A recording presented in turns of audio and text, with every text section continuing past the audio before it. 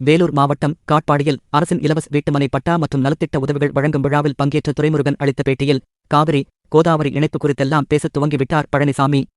ஆச்சரியமாகத்தான் இருக்கிறது. காவிரி கோதாவரி ஆறுகள் இணைப்பு முயற்சி எந்த நிலையில் இருக்கிறது என்பதெல்லாம் அவருக்கு தெரிந்திருக்க வாய்ப்பே இல்லை. ஆனாலும் அது குறித்தெல்லாம் போகுமிடமெல்லாம் அவர் பேசுகிறார். எழுதிக் கொடுத்ததைத்தானே அவர் பேச முடியும். அதற்கு முன்பாக அது குறித்து கொஞ்சமாவது தெரிந்து வைத்துக் கொண்டு வந்து பேசலாம். அப்படி செய்யாததால்தான் அவருடைய பேச்சுக்கும் இயல்புக்கும் ஒத்துப்போகாத நிலை உள்ளது. பாஜகவுடன் அதிமுக கூட்டணி சேர்ந்தது அக்கட்சியிலேயே யாருக்கும் பிடிக்கவில்லை என பல நாட்களாக சொல்லி வருகிறோம். அக்கட்சியில் இருந்து விலகி முன்னாள் அமைச்சர் அன்வர் ராஜா திமுகவுக்கு வந்திருப்பதில் இருந்தே உண்மை நிலையை உணர்ந்து கொள்ளலாம். அன்வர் ராஜா மனநிலையிலேயே இன்னும் பலர் அதிமுகவில் உள்ளனர்.